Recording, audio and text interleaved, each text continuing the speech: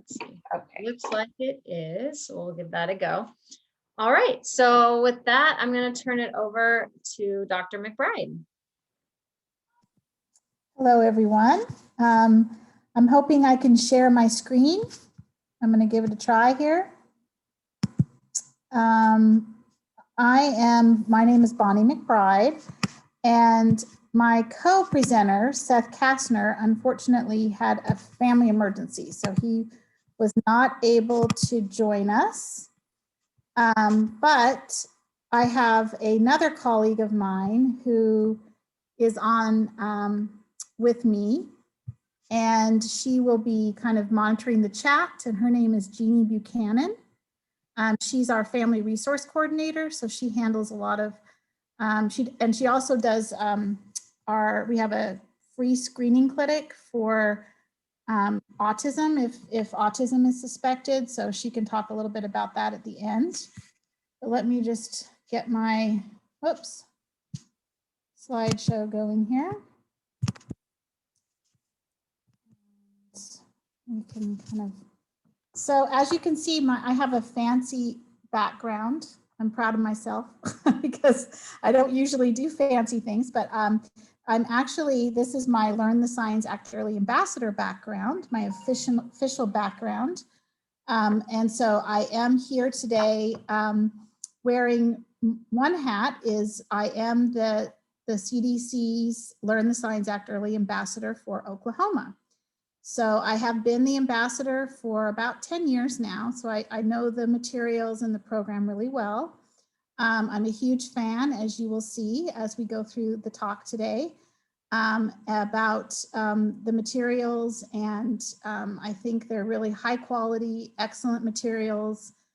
They've put a lot of work and resources into creating, I think, a package of different options that work great for lots of different kinds of providers working with different families in different circumstances. So, so today I was asked by David and Helen to talk about Learn the Signs Act Early to complement your next is it CQI? Is that the correct terminology? Yep. I was reading up on my coin stuff and the right lingo. So your next CQI that's coming up is on developmental promotion, early detection, and linkage to services, because I think those last two pieces are really critical, and we will talk a lot about those towards the end of the talk. So in order to kind of prepare and think about how to best give you information that will support you in coming up with your plan for your quality improvement plan. I hope I've selected the right materials and have put together the right configuration. But if not, please feel free to use the chat to ask questions. I don't know how many of us are on this call. If there's not too many, certainly if you want to, I'll try to allow some time for some questions at the end.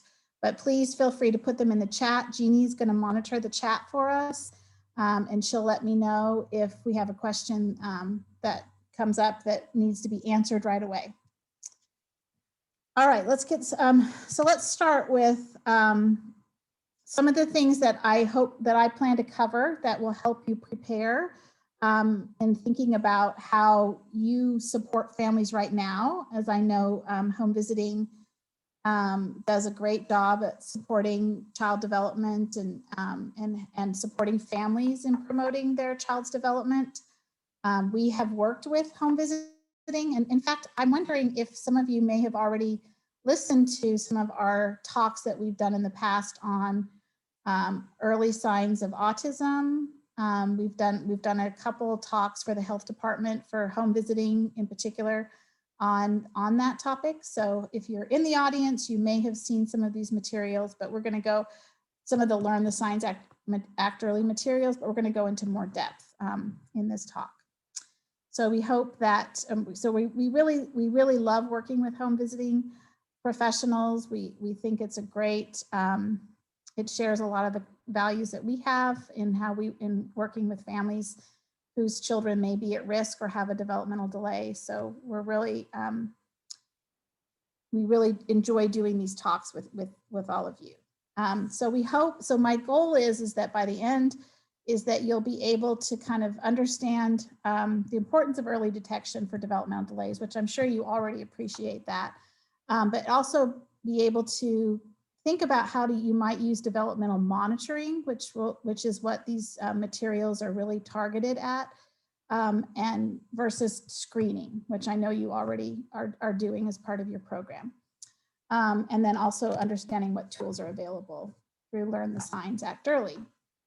So before we kind of launch into that, I did want to present some statistics, because I know if David is on here, data is always really important for these talks. So I want to include a little data, but these are data from the US Census, and we understand, and the CDC, what we know is about 1 in 4 children between the ages of 0 to 5 are at risk, moderate or high risk for developmental or behavioral or social delay. I think this is really important because, when we talk about, that's a lot of kids. And of course, we're saying they're at risk. It doesn't mean that they'll necessarily develop a delay or have a, or a disability. But I think the fact that this is the time where we can really prevent that if we pick up on potential delays and get them connected with services. So that's why I think that particular statistic is really important. We know that eventually about 1 in 6 children between the ages of 3 and 17 will actually be diagnosed or have an identified developmental disability. And then about 154 children will actually have are diagnosed or will be on the autism spectrum somewhere. But unfortunately, we often don't identify those kids until on average around 4 years of age. So that's a lot of missed opportunities for intervention when you think about, that we are still really not identifying those kids early enough. So this is, I think, when I was looking at the COIN Network's data on this particular topic area, developmental promotion, they had set a SMART aim for their particular states that they're working with right now of having about 80% of children identified with a developmental or behavioral concern, and that they'll receive some sort of developmental promotion and support in a timely manner. So I don't remember which state which states they were reporting the data on, but they had some pretty impressive statistics. Unfortunately, in Oklahoma, ours aren't quite as impressive. Oklahoma ranks about 49th out of the 50 states, right at the bottom there, in the number of children under 3 receiving state early intervention services. So this rate is quite a bit less than half the average of all other states in the US, which really points to the fact that we really aren't doing a very good job in this state of identifying kids early who may be at risk for a developmental delay or have a delay. So there's lots of room for improvement. And I think, targeting early systems that serve young children, like home visiting, is one really important way we can do that, improve those numbers. So developmental monitoring is, oops, let me go back, sorry. Developmental monitoring is really a structured way to track a child's physical, mental, social, emotional well-being. So developmental monitoring is a little bit different than screening in that it comes first. It's also referred to, all of you that work in healthcare circles, you hear about this referred to as surveillance. So pediatricians and health providers talk about this as developmental surveillance. And it's really what happens before a more structured screening might take place. It's also something that happens consistently over time. So it's something that you want to do from the very beginning, that you start working with a family, or hope that families will do right from the very beginning with their child, and that you continue to do that on some sort of regular basis over time. So here's a great, I love this graphic because I think it does a really nice job of kind of looking at the differences and then the overlap of, developmental monitoring and how they can complement each other, developmental monitoring and developmental screening. So monitoring is typically done by parents or other caregivers or professionals who are working with parents, but it really is designed to be a process that parents can really, and hopefully you can really engage parents in the process. It's ongoing. And then we're going to look at these Learn the Signs, Act Early materials as an example of some structured materials you can use for developmental monitoring. Developmental screening, on the other hand, is definitely a more formal process. It is recommended at specific age points by the American Academy of Pediatrics. You do need to use validated screening tools. So again, it's a little bit more formal process. And it does require a little bit of knowledge or training. I mean, there's, obviously it's not something really complicated, but you certainly need to know how to administer the tools in the way that they are designed to be administered to keep them valid. And so, of course, a sample tool that I'm sure you're all familiar with is the Ages and Stages questionnaire. That seems to be a pretty well popular one used by lots of different early childhood agencies that serve young children. So why is I think, one of the reasons why I think, and why we focus so much on this developmental monitoring piece is I think there's a lot of really great value you can get from focusing on this kind of primarily, and why I think it's more useful and helpful to parents than actual screening. I mean, screening is important and it's a step along the process, but this monitoring piece can really be both keeping track of how kids are developing, but it can really be an educational tool for families. It can be sort of one of the first indicators that there might be a delay. So maybe we're kind of a little concerned about language, but we're still within that normal development. So we're just kind of keeping an eye on things. And so developmental monitoring can help with that. It makes sure that if kids need help, they get it. But I think that educational aspect for parents is that it can reassure parents that their child is developing appropriate and in an appropriate fashion, or they're keeping, they're on track with their development. And it can also provide them with important information about what is appropriate development at their child's particular age. So as I mentioned before, surveillance is really intended to be done at well-child visits or any sort of regular ongoing connection or contact that families have with either a healthcare provider or other professional.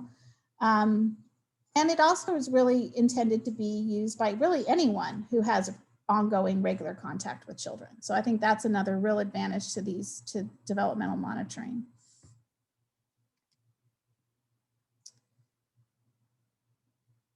So looking at, what we know about, developmental monitoring, again, is focusing on this idea of milestones, that there are certain things that children do by a specific age. And so as you're engaging families in this process of monitoring their child's development, you're really educating them too about what are at typical age points at which kids do certain things. This really helps, I think, set realistic expectations for parents, both understanding where their child might be behind, but also not having expectations that their child will do things well beyond what you would expect other children to do. And I think this is really particularly important around discipline, or kids that have maybe some, behaviors that are a little bit more challenging, maybe they're a little more active than other children, or maybe they're, there's some concerns about behavior. But I think if parents, sometimes those parents can have unrealistic expectations about what a child should be doing at a certain age, and that can kind of exacerbate that situation. We also, of course, remember that, all children do develop at their own pace, and different, children will reach milestones at different points in time. However, one of the things that is really, I think, an important plus in the Learn the Signs Act Early materials is the way that they have developed their milestone checklist. And we'll talk a little bit more about that when we look at the materials. They have used a point in time where 90% of children are able to do the skill at that age. So it's really unlike sometimes when we look at screening tools or other tools, you really have a range of when a child might say their first word or take their first step. And as long as the child's within that range. But with these specific milestone checklists, they've really made it so that if the child isn't doing that behavior at that particular point in time, then there is a reason to watch that child and maybe keep track of development in that area. So I think that's one of the things that's really a plus about this particular program. Okay, so quickly before we get going on the materials, this is just a little interactive milestone video quiz to see what our milestone IQs are. What do we know about developmental milestones? So here's our first one. So whoops. Well, it would help if I didn't give you the answer ahead of time. Well, now you know. I'm trying to be able to read this. At what age do we expect simple pretend play to emerge as a milestone? I already gave you the answer. So did everybody kind of know at what age you typically see? If you want to throw it in the chat, see who was paying attention. See if you got the right answer ahead of time. So what age do kids typically start to show simple pretend play? 6 months, 12 months, 18 months, or 3 years? Anyone want to take a stab at that? If you want to take a guess, just throw it in the chat. Okay, let's see what the right answer is. 18 months is so let's watch a little video clip here. Oh, that was very fast.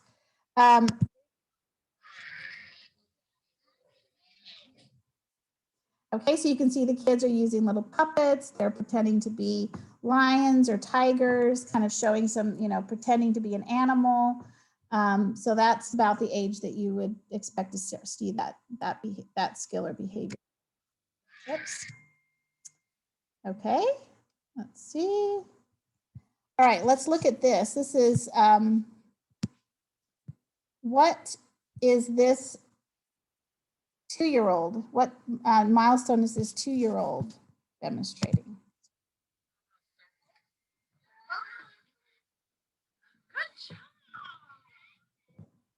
Okay, lots of. Oh. Okay, so you watched that video. Is this child at an age-appropriate physical milestone by using fine motor skills to draw a circle? Is the correct answer to that. So if you look at, again, one of the things that's really an advantage to using materials like Learn the Signs Act Early is that, I don't know about you, but I feel like I have a pretty good handle on child development. But I can't always remember exactly what age a child is supposed to, put 2 or 3 words together, or, or what exact age. We all kind of know that, what age a child should walk or start talking. But some of those more subtle skills, like when do kids start, engaging in joint attention or shared attention, and some of those more, more subtle social kinds of skills. I forget sometimes exactly what age. So one of the things that's great about using a tool like Learn the Signs Act Early, you don't have to memorize every single milestone and when a child might be doing it, because they're already laid out for you, and you can always be kind of thinking and reminding yourself at what age these typical skills come in. This video, there are a couple 1-year-olds, so you're looking at what their skill they're demonstrating. Now, I will say this is kind of a difficult video. It's a little choppy. So I apologize. Whoops. In fact, it's not even playing. There we go. Well, I'll have to give you a hint. The first child was waving and the second child was shaking their head back and forth. Yes, you know, to say no.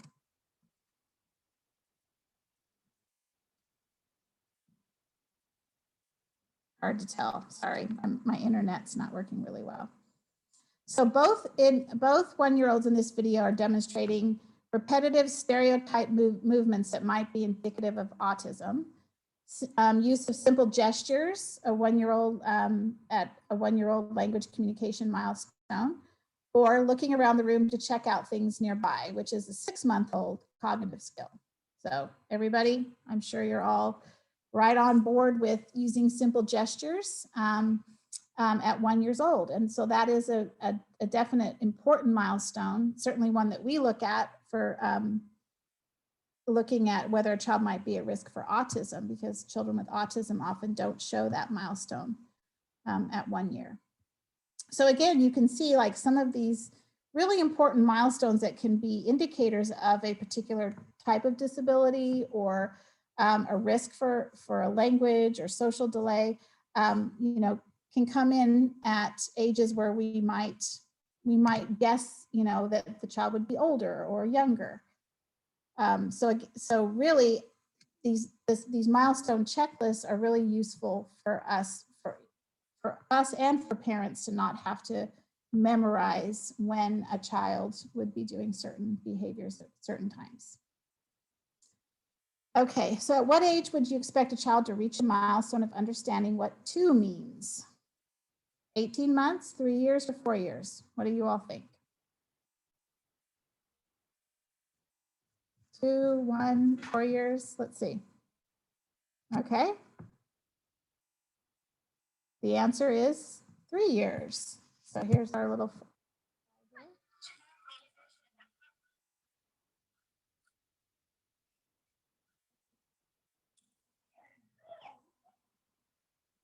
So age 3, you expect kids to know what 2 means, and she's counting goldfish. I mean, what more?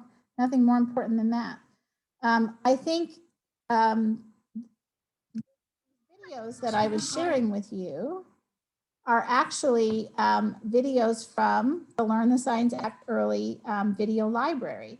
Now, if you play them from their website, they play much better. So I think linking to them made it go much slower. But so if you ever want to use these, there's a great resource. If you go to Learn the Signs Act Early website, and if we have time, I will share my screen. We can take a look at their website. How many of you have been to the website, are familiar with these materials? Let's see. I can't see my chat here. Like some of you. If you haven't, it's a great website. There's lots of great materials on there, but this video library, I think, is one that's really a great resource for you know, yourself kind of brushing up on milestones, but also if parents need to be able to view and see what certain milestones look like at, you know, what it would look like for a child to be demonstrating a certain milestone.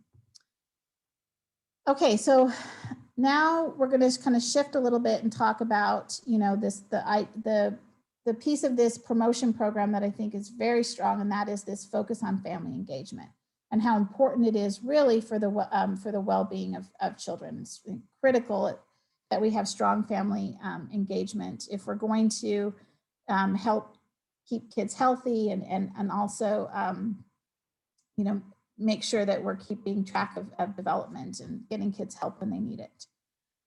So now we're going to talk about Learn the Signs Act Early tools and materials.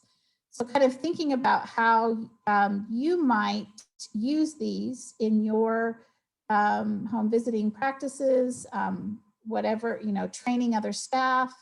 I think these are great tools also if you incorporate them into your ongoing practice as a home visiting team, because if you ever need to onboard new staff, it's a great way to help them learn to do this piece of their role as a home visitor, and that is, promoting healthy development and keeping track of whether kids are on track with their development. So these materials, really enhance that parent-professional relationship, I think. Okay. So the advantage for you as a professional, and I kind of touched on this already, is, of course, it helps you understand, developmental progress, and it gives you a structured way to determine or to work with families in gathering that information.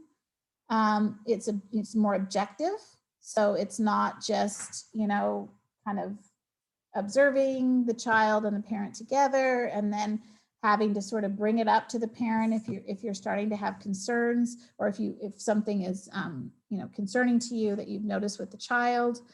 If you're tracking and sharing milestones routinely with parents, then having that conversation is so much easier, because it's just going to be a general part of your check-in or your periodically with the family. For parents, using a more structured tool like Learn the Signs Act Early, it helps them, get excited about their child's development. They can see things that their child, couldn't do last time, when it was 9 months, check in, and now at 12 months, they're doing things that they weren't doing before. So it's really exciting to see how their child's developing, kind of understanding how to watch for milestones that might be coming up. And then, of course, pinpoint any concerns that they might have, reinforce, impressions of good progress, or, make sure, you can validate, parents, yes, you're right on track, or your impressions of your child being right on track are right on.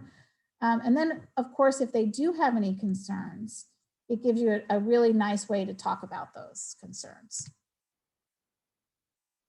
So here's some tools. So this tool this is kind of where we're getting into the materials and the tools. One of the things, again, that they've done with this program, or this health promotion program, is they've created all these really fantastic materials that are written at, I think, around a sixth grade reading level. So they're pretty, easy, I think, accessible to most parents. But they also are really, they're colorful, they're family friendly, and I think really easy to use. So they're not like these really long, exhaustive lists of things. So here's an example of 9 months. So you can see they've got, under social emotional, maybe afraid of strangers, maybe clingy and familiar with familiar adults, has favorite toys. So it kind of just hits, again, some of those really kind of important social emotional behaviors you would expect to see a child doing at 9 months. Same with language, cognition, and physical motor development. So again, it's not this really long list. It does have a little box that says, if your child isn't doing some things specifically at this age, you do want to bring that out to your doctor. So it has both. It has what the child should be doing, and then behaviors that, if they're not doing them, so like if they're not bearing weight on their legs with support, that you might want to bring that up to the pediatrician. So I will say that all of these checklists, so they have these available, you can download them, parents can you can print them off and take them with you on your visit each time, and they can all be customized. So if you wanted to customize them for your particular home visiting program, whether it's parents as teachers or Safe Care, you can put contact information and have them printed up so that you could all be using the same types of materials. So that's a real advantage too. They all are available in PDF form that can be, customized. The other thing that's great is they've just recently made these available online. So before, you really had to print them off and kind of take them with you and fill them out, like a checklist, paper, pencil checklist. But now they actually have them available so you can fill them out online. and print them off. So that's a new development, I think, that makes them even more accessible. So you can see they have 9 months, they have 12 months, and then once you get past 18 months, then they do each year, 2 years, 3 years, 4 years. Again, just another example, kind of a more close-up view here of that area of social emotional development for a 2-year-old.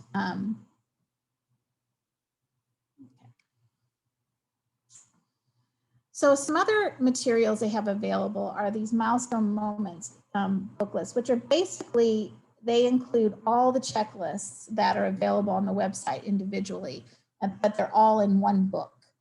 And you can see it has the checklist right here that exactly lines up with the checklist I was just showing you that you can, access from the website, print and make a copy of. The books are really popular because, again, they're really, they're really eye-catching. They're very professional looking. I think people like them. The disadvantage to the books that if you start they really only work if you start with a child at a really young age. Because if you get a 3-year-old, over half the book is irrelevant at that point. But I guess if they had younger siblings, it wouldn't be. But we've actually had a little bit more success just using the checklists, because you can really just print off that exact age and work with the parent just on that skill. I mean, one advantage, of course, here is you can kind of look ahead and see what the child will be doing, what they'll be doing kind of in their next stage of development. And another big advantage, but again, you can also get this off the website, is it gives you some ideas about how to promote development at that particular age point. So at 18 months, here's some things you can do to help your child with social emotional development. You can provide a safe, loving environment. It's important that it's consistent and predictable. Praise good behaviors more than you punish bad behaviors. Use only very brief timeout. So it kind of gives a little bit of parenting, some instruction around parenting kinds of skills and behaviors. So there are, and some activities you can do with the child to promote development at that particular age. So that the book is useful for those two things for sure.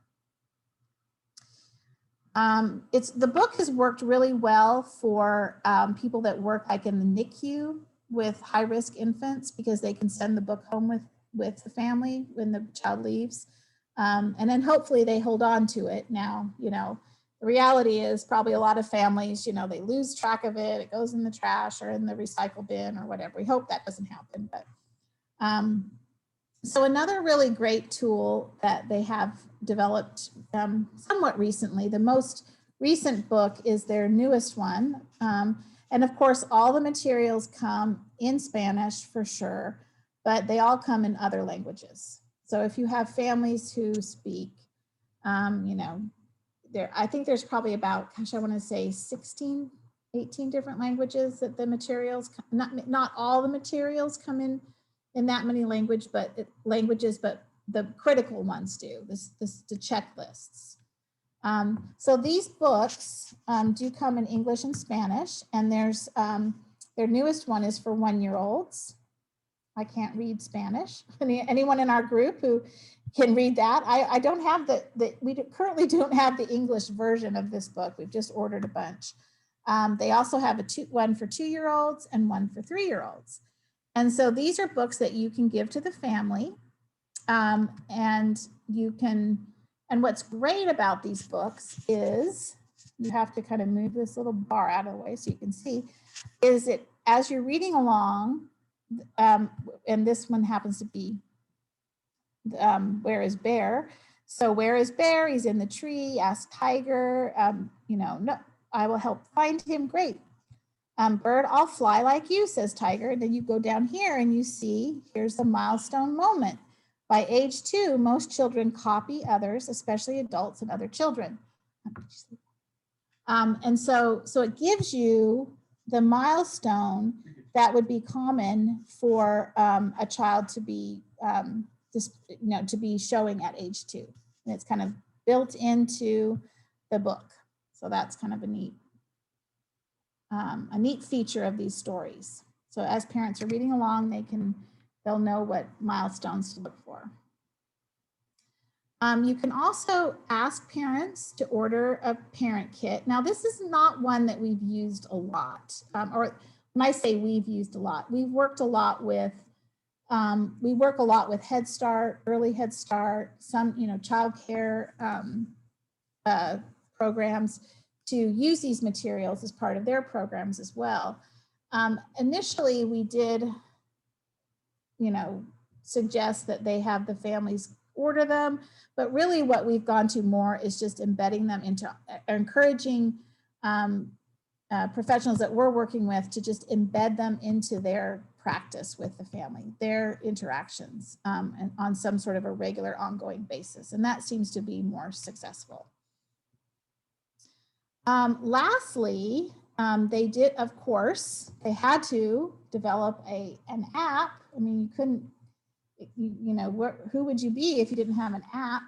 So they've developed, this is actually their old logo for the app, but the Milestone Tracker app is available for free, Android and iPhone. And let's see, if I have time, I'll share it with you, but it's a great app. They've just recently updated it. You put in your child's information. It lets you, it has you fill out the milestone checklist closest to your child's age. It keeps a summary. It gives a little explanation point if there's something that you should keep track of or that you want to maybe act early on. It gives also some tips and activities, and you can also put in your appointments for well child checks into the app. So I know, like some other apps like this, I know there's quite a few apps out there for keeping track of development, but this one I think is pretty parent friendly. We've had some of our colleagues who've recently had babies use it, and they've said that it's really accessible and easy to use. So. Some other resources for you that I think we've received feedback from other professionals that we've shared these materials with, that there's some great fact sheets that are included, and tips for talking with parents is one of the most popular ones. And again, it's great tools for onboarding new staff. If you want to talk about, how to have those, those conversations around development. It gives you some nice, the tips, and then also examples to talk about, what tracking development's about, why it's important, developmental screening. It does have some other fact sheets on particular types of areas that a child might be struggling with, like a language delay or motor delays or autism, if that's something that is of concern. So some of the highlights that you'll see on these tips for discussing concerns with parents, I think it gives some really great, practical information and tools to use. So making sure you find positives, describing the child family strengths, using I statements, just reminding people about those good communication skills that will make, your message received better by families. Noticing areas of weakness, here are the things that your child's doing really well. Let's make a plan to, do a recheck and kind of make it, say, hey, in, 1 month or, so many weeks, we're going to come back and check on this. So again, to make sure things don't slip through the cracks for a child.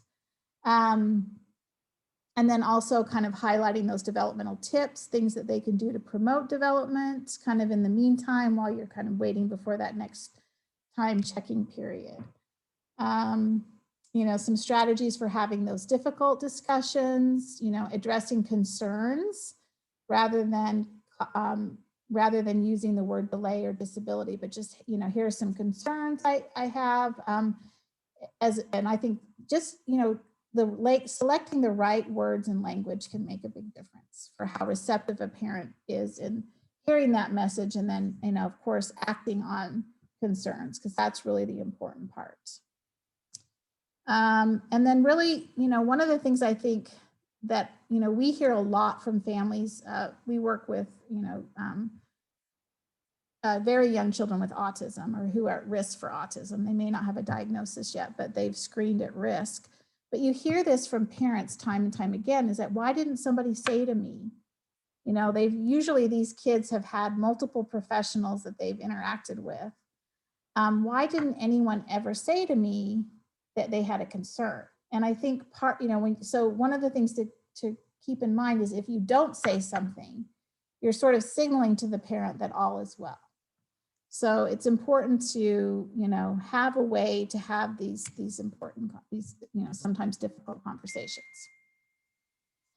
So when concerns are identified, now I'm going to ask Jeannie if you're still there, if you want to help kind of chime in. I think she might, she had to leave, I think, to go to another appointment. But I'm sure all of you are aware of what, the most common referral sources for a child if you do have a concern. So if they're under the age of 3, you can assist the parent in contacting Sooner Start, giving them that information, which is the Oklahoma's Early Intervention Program.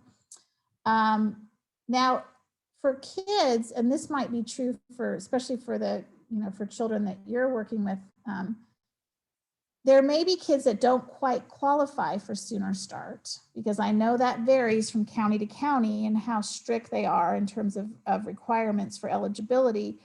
But there's also child guidance through the health department, as you all are familiar with, that helps. The purpose of that program is to help with those families that might fall through the cracks. They don't quite qualify for Sooner Start, but they still maybe need some speech or some behavioral services. So that's another one to keep in mind. And then, of course, if the child is over the age of 3, then their local public school is the primary contact for further assessment for services.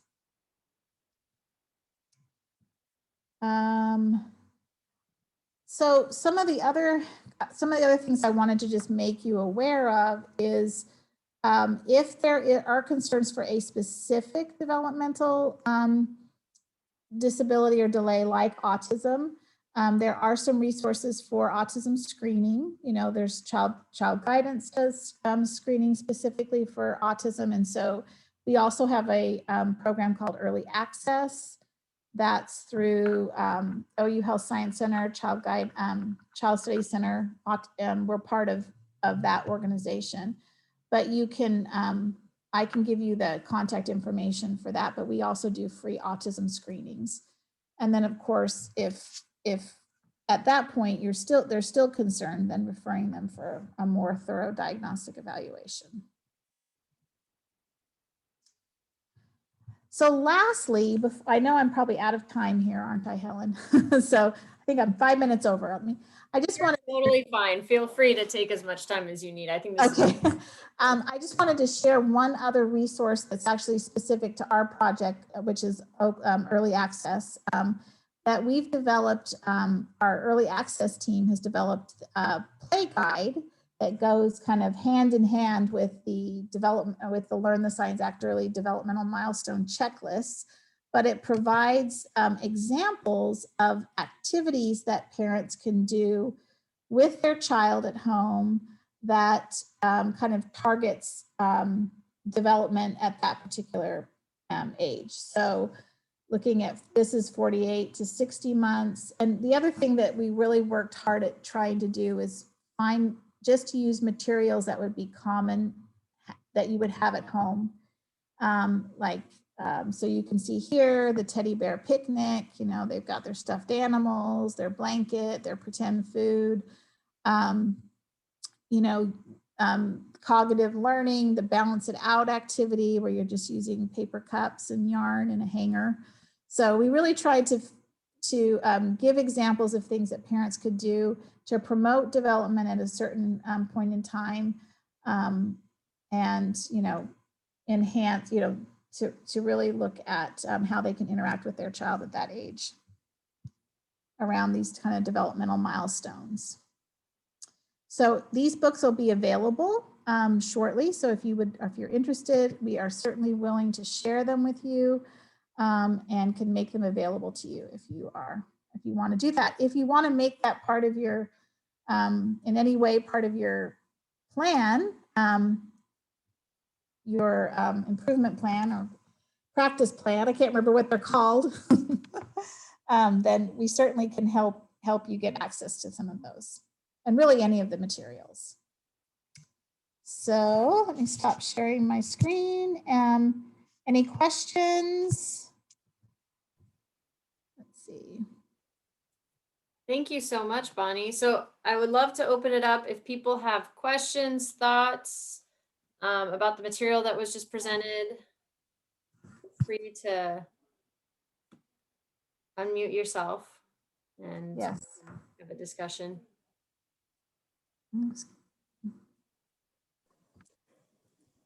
Are you going to share the PowerPoint with us? Sorry if you just at the end, I missed it. Absolutely. I will share the PowerPoint, and I also have a one-page, I guess, just an overview of all the tools that they have available on their website. And then, so you can kind of, it's like a menu, I guess, of different materials that you could customize or use for social media posts. That's the big push they're doing right now, is how to use your social media outlets to promote these, developmental monitoring and, these materials. So I will provide that to Helen. Yes, I will send all of that to you, and she'll make that available to you when you're working on your plan. Great, thank you. You're welcome. Any other questions? I was just curious, do any of you use some kind of a structured tool for monitoring development? I mean, I know you do screening at periodic, times, but I was just wondering if you had any tools that you were using that you liked. We mostly all use ASQs. Okay, yeah, so like that more of a screening tool, yeah. Yeah. Yeah, so I think this kind of, these materials I think are really complementary to something like the ASQ, because it sort of comes before that, and it's really, again, focused on, activities and things that the parents can do with their child to promote development. And ideally, I mean, if you're monitoring regularly, then, you're going to screen as soon as there's any concern. So you're, instead of waiting till your time, to the period of time that you're required to do it as part of the program, you can, it gives you a really easy way to say, hey, I've got a concern and we probably should screen right away and not wait. So I think that's another reason they're really useful. This is Yolanda, and I don't know, you guys can hear me? Yes. Mm-hmm. Okay.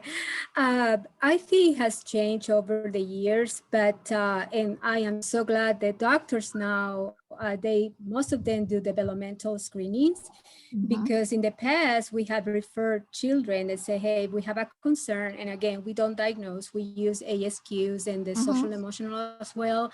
Right. And families go to the doctor and sometimes like, oh, we can wait. And I mean, I always have told the parents, well, we have to advocate for our children, but I'm glad over the years, I think that it has changed quite a bit. Yes, I agree with you. I think it has changed. I do think, I think we still, you still hear a range of reports from families, but we hear the same thing where a lot of times, they'll hear from their healthcare provider, their pediatrician, just wait and see. But, again, the theme of this particular health promotion program is act early, don't wait and see, because then, you've wasted valuable time. And it may be that your concern ends up not being a concern, but that's the whole purpose of early intervention, is you may be able to really avoid a child being referred later on for special education services because of behavior or developmental delays or language delays. So it's really, I think not waiting to see is really important. So, but yeah, I agree that things are getting better for sure. All right. Well, thank you, all of you. And I believe I'm going to, I will send all of these the PowerPoint and then the examples. But I believe I'm also, Seth and I will also be available to you when you're doing your planning process, that we can help with. That's great. Yes, so we'll have our learning session next month. We'll have two, one for Tulsa County, one for Oklahoma County. And the afternoon portion will be when the programs start to develop their next round of PDSAs. That's the plan that they put together. And so we have you slated to kind of bounce around to the different breakout rooms and talk to the different programs as they start to think, how will they utilize these materials? But we wanted to give them a full month to start thinking and planning ahead so that they can come prepared. Yes. David, was there anything you wanted to add or any questions, discussion that you wanted to make sure we discussed? Well, I thought I would add a little bit of context here, and it may have been provided at the beginning. I apologize, I joined a little late, but you know, this is a topic we've been discussing and advertising for over a year now. It's hard to believe, but we selected this as our next PDSA concentrated focus, and the time is upon us now. So what we're hoping is that you can take some of the information you've seen today presented by Bonnie, and that is available from the Learn the Signs Act Early program through CDC to create your next PDSA, whether that be some of the materials that you saw demoed today. It could even be the books for the toddlers and the infants. I don't know if John is on the call or not, or anybody from the health department, but there may be some funding from the health department to actually create those Learn the Signs Act Early books for you, so that you have a stockpile you can deliver, and you could have a PDSA solely on getting the books in the hands of your clients and having them use those in the home. The key drivers diagram is pretty much fully developed now. I don't know if that was promoted before Bonnie started speaking either, but we've got multiple branches off of the key drivers diagram, as we always have, and this truly is meant to be dually focused on developmental monitoring, which you've heard a lot about today, but also developmental promotion. And you could select one or either of those pathways, if not both, for your PDSA. So it would be perfectly appropriate and befitting of the CQI topic we have been writing the federal government about, to focus on developmental promotion, where parents are just being more active in positive practices in the home, and that could be your PDSA, as opposed to a more concentrated focus on developmental monitoring and looking for signs of potential developmental delay. Again, you could devise a PDSA to focus on both of those.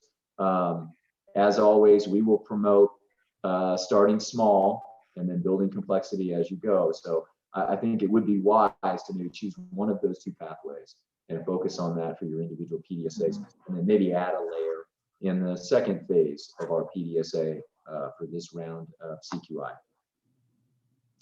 The other thing I wanted to mention is that in addition to the LTSA, the National COIN network that we have modeled our learning collaborative after, as well as a tribal MIECHV learning collaborative that is ongoing currently, have both focused on early literacy promotion. And so we have plenty of examples from those two groups that we'll be sharing with you next month as well, to provide additional examples of what a PDSA within this area might look like. And in fact, we will try, now that I think about it, we will try to get some online links to those materials to you in advance of the learning session at the end of July, so that you get a preview of that before you arrive.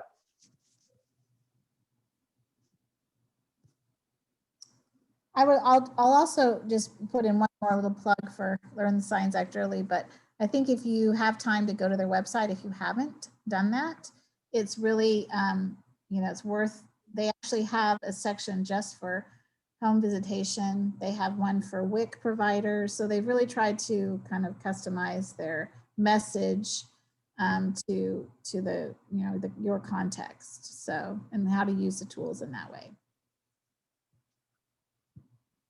Again, you'll hear more about this next month at the learning session, but we have some measures in mind for you to use for your PDSA. So, as always, you'll pick an outcome, you'll pick a process measure, you'll pick a disruptor.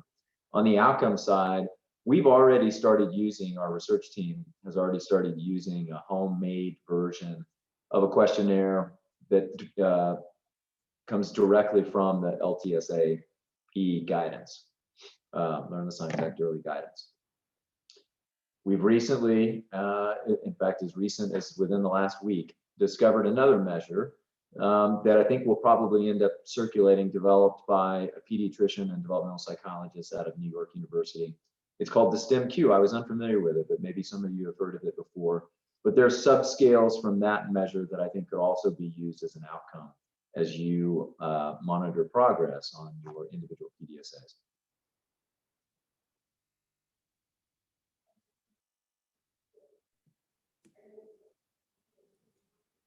All right. Any other questions, comments from the group?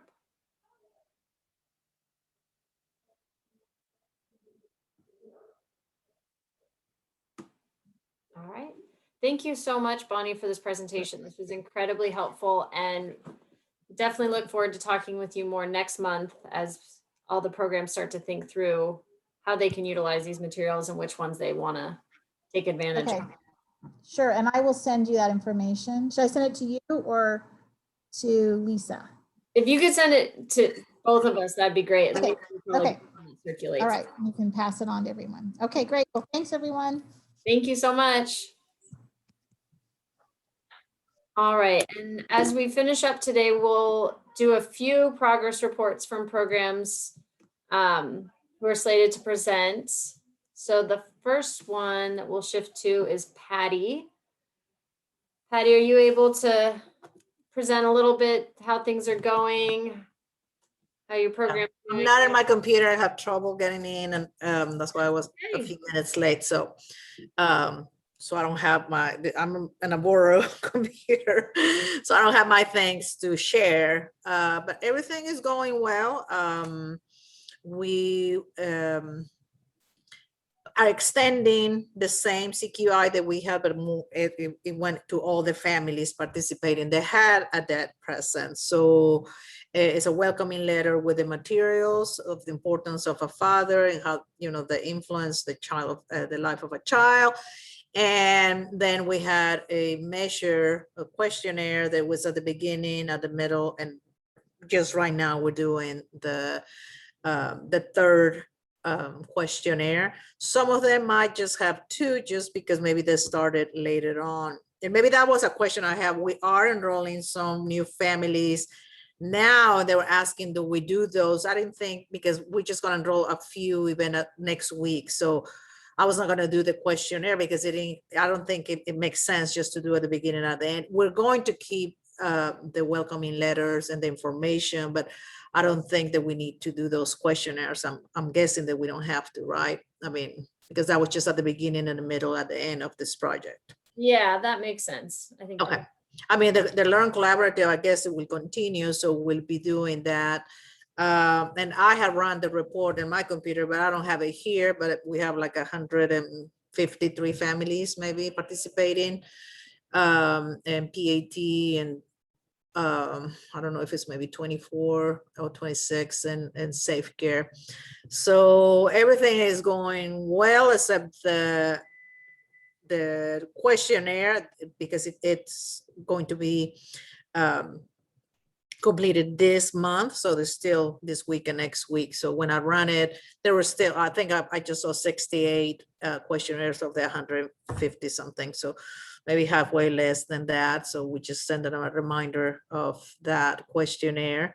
And of course, the Learn Collaborative questions as well. So basically that's I know that there's some graphs, but I don't think we're going to be showing that today. I don't know. Adam, do you have the graphs? Do you want to pull them up? Sure. Yeah, maybe Ann can just walk through the data dashboard a little bit. Mhm.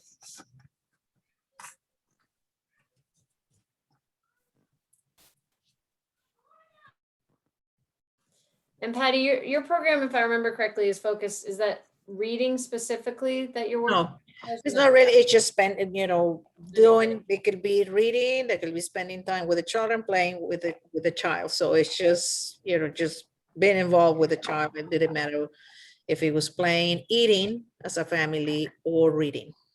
Okay. Have you heard any feedback from families about how things have been going?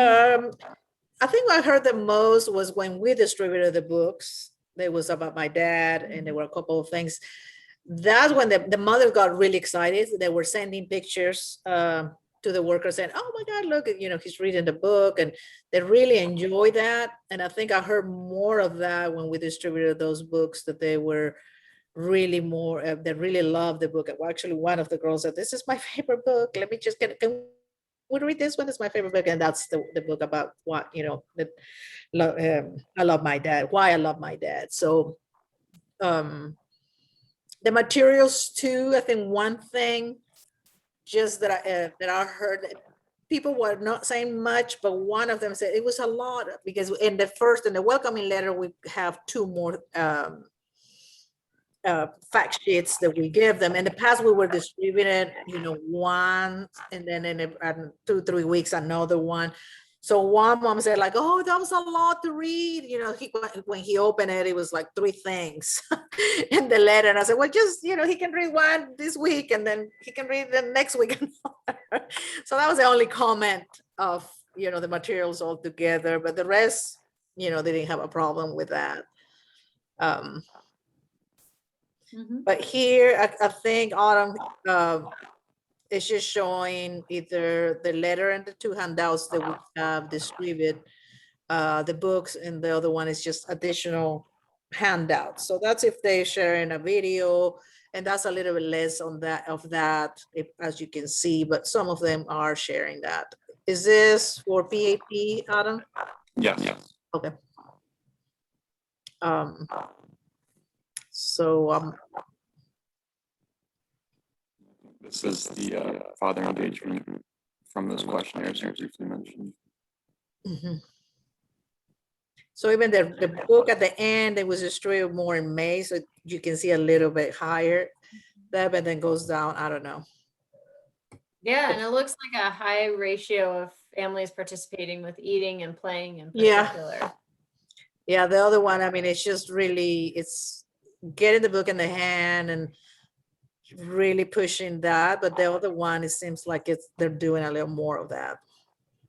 Mhm. That's great. And a similar narrative for the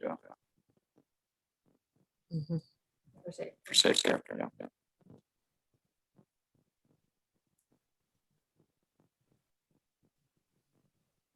Mhm. Oh, it looks like the rates for safe care are a little bit more even. Mhm. There are less families, maybe that's what it is. Mhm. Yeah. Okay, great. Thanks, Patty. You bet. And I know we're getting close on time, so we'll let, actually, I'm wondering if, I don't think Parent Promise is on today. We might skip that one. How about for Creoaks? We can go to Creoaks then. Krista or Sarah? Hey, I'll share with you all our updates and everything. So let me get that pulled up. Okay.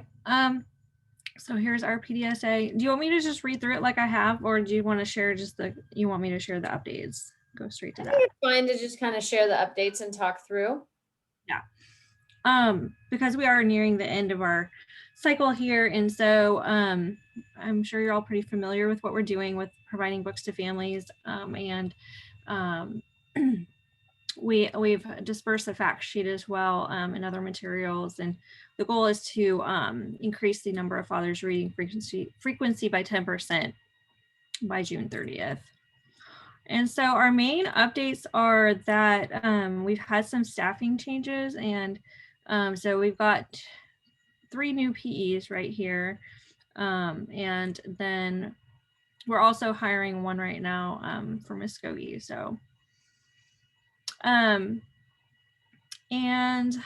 then just down here, talking about also, we had a loss of a PE, our bilingual PE, Paola. So that had an impact on the family engagement. And then we also had 6 families graduate from the program. And so our numbers are kind of, there's some up and down, and the trends are hard to follow, I feel like. So, and then I've asked the PEs on our disruptors as well. And again, the main disruptor with this cycle, as well as the last cycle, is just that the father figures are unavailable due to work schedules and or work location. So if they're working out of town and stuff. And online books, you know, they're being shared, but they're not really engaging that way. So it's not making a difference in our stats either on that end. And then I did get a report from one PE saying that dads were wanting to play more than read books. So that was just one dad, but most common again is the unavailability. And then there was a gap in the fact sheets distributed from new PEs, and that was just from them learning the new processes of the study. So it all just took time for that onboarding and learning what needed to be done there. So that's it. And then did you want me to share the change theory diagram? I've got that pulled up too. I just made Sure. one Sure, now. yeah. Okay.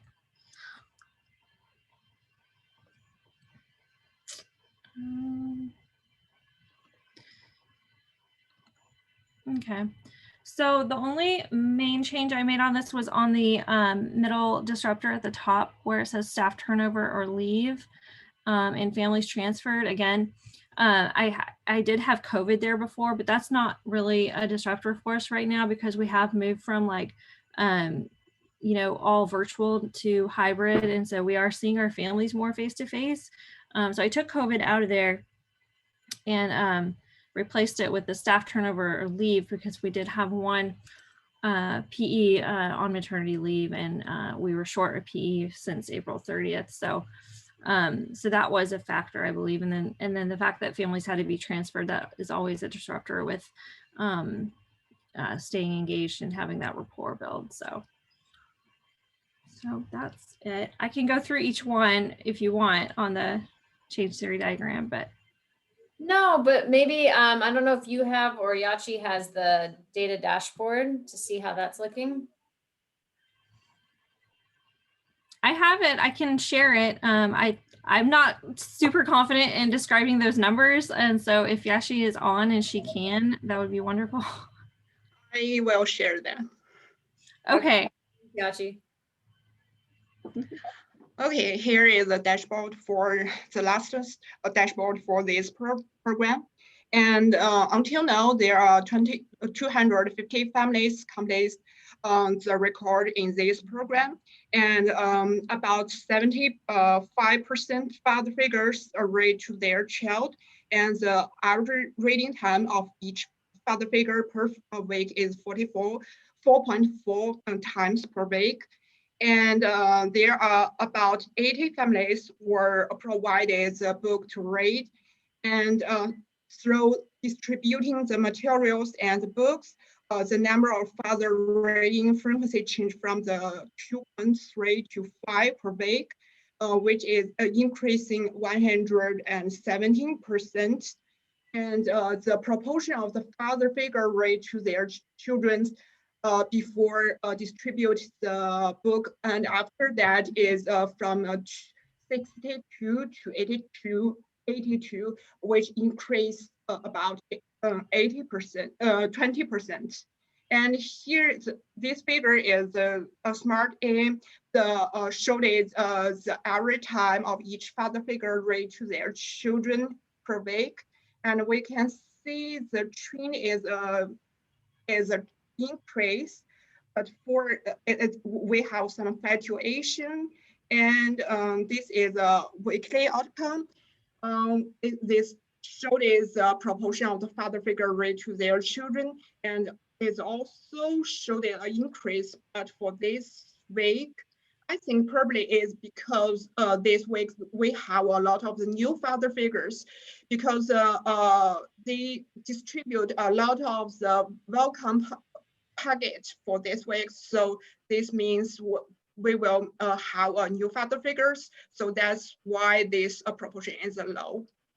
And the tables showed is the differences between the father figure want to rate to their children and actually do rate to their children.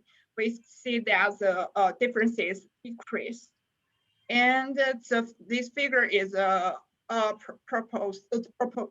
These figures is showed as the age appropriate book to read, and we found that in recently there are a few families report they don't have the age appropriate book, and this is showed as the count of the book for father figure read to their children, and we also show that they distributed some books even though that their family didn't report they don't have the age appropriate book.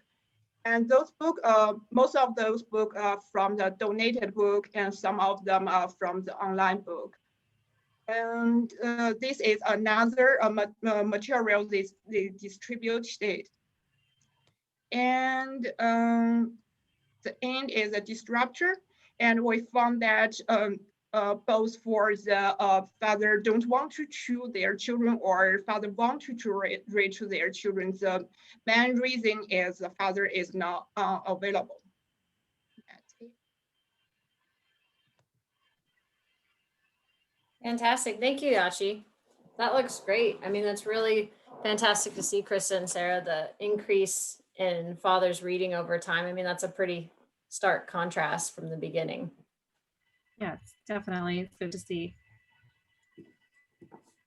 All right. Any questions, comments for Sarah or Krista?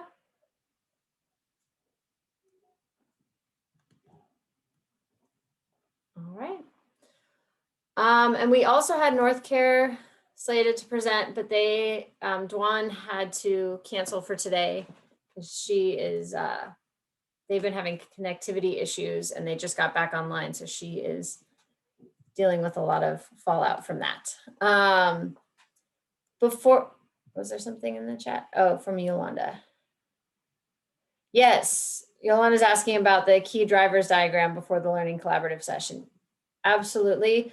So David and I are scheduled to meet later this week, also with Amy Treat, and we're going to finalize that key drivers diagram and we will make sure it's available to you. So our plan is we will be sending out a few different types of materials as well as scheduling some meetings. So that was actually what I was going to head into next. Is for the next month, the plan is Lisa will be contacting each supervisor to schedule a prep call so that we can go over your final presentation. She'll also be sending out the template. So it should be the same as what you used for the last round, but in case it's helpful, we'll redistribute that template to go through the final slides. So the goal would be at that prep call, if you have those slides starting to be prepared, we can walk through the presentation with you, answer any questions. Your analyst will be on the call so that if you have questions regarding the data and the findings, we can fine tune it then. We also have currently, Lisa, correct me if I'm wrong, but I believe we have 3 different dates earmarked for the learning sessions, but they're not finalized. Is that correct? That's right. We're leaning more towards the 23rd for OKC and 27th for Tulsa, just according to the doodle poll right now, okay, and what works for Bonnie and Seth as well. Okay, so we'll try to get that finalized within the next week. But it looks like we'll probably, as Lisa said, 23rd for Oklahoma, and you said the 27th for Tulsa. 27th for Tulsa. Okay. So we'll have all the prep calls before that time. And We'll go through the presentation with you. You can ask questions of your analyst. We will also distribute all of the materials that Bonnie McBride presented today. We'll distribute some information related to that. So we'll send out the presentation that she gave, the slides for that. We'll send out this recording. We'll also send, as David mentioned, online links to some of the developmental promotion materials that might be helpful. So as much as we can kind of give you that material early so you have the next month to start looking through those, asking questions. We can also discuss them on that prep call if you want, as you start to think through what your program might be interested in using. We can talk through those items so that the learning session will be structured similarly to before. We'll spend the first half of the day doing final presentations where you talk through your final project on father engagement, how it went, lessons learned, what you plan to adopt or potentially adapt. And then we will spend the afternoon in breakout sessions. We'll do a presentation first where we'll talk through the key drivers diagram and talk through some of the objectives of the next learning collaborative. And then we'll go into breakout sessions where you can meet with your program, with your PEs, and talk through what you want to do. And at that time, David and I, as well as Bonnie and Seth, who is not on the call today, but Seth works with Bonnie, they will be floating around the different breakout rooms so that you can consult with them about the materials and how you might want to utilize them. So let me ask you, are we going to have the option of doing more of developmental monitoring or versus the screening, or is there something in particular that you want us to focus more on monitoring or the screening part? Yep, great question.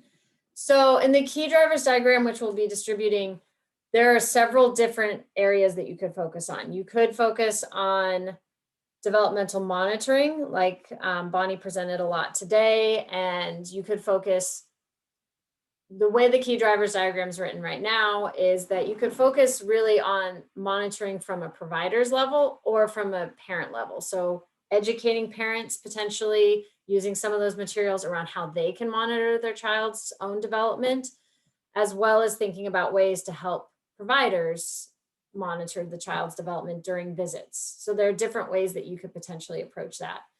We also, Because we already do milestones, Right. and the ages and stages. So I was just wondering if that, because it's already done, would that be part of it, or is it? I heard Dr. Barr mentioning that there are other screenings or other tools that we're going to be utilizing besides, I guess, ASQs or the milestones, the PAT milestones. I see David jumping on. Did you have? Yep. So, again, you don't have to do developmental monitoring. You could do something that's more developmental promotion. So you're working on getting parents to engage in positive parenting practices, very similar to what you've been doing with the fathers, but it doesn't now necessarily have to just be fathers. It could be the mother as well. In the area of developmental monitoring, I think all of you, I know all of you, are using the ASQ already, but could we also be doing some developmental monitoring from the parent perspective? And I mean, it's maybe a little subtle in what Bonnie was presenting, but we think one of the reasons that we're missing a lot of these kids who have developmental delays is that it's difficult to catch them, even in a home visiting program, when we only periodically assess on the ASQ, one instrument, whether or not there's a concern. If we have parents looking for this daily, I think we're way more likely to capture all of those kids. And so can you incorporate supplemental developmental monitoring, getting parents involved in that activity to buffer or to scaffold what you're already doing within your visits? That's the intention.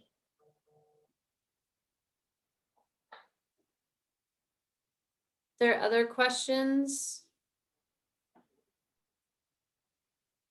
Saw Yolanda pop up for a second. I didn't know if she had a question.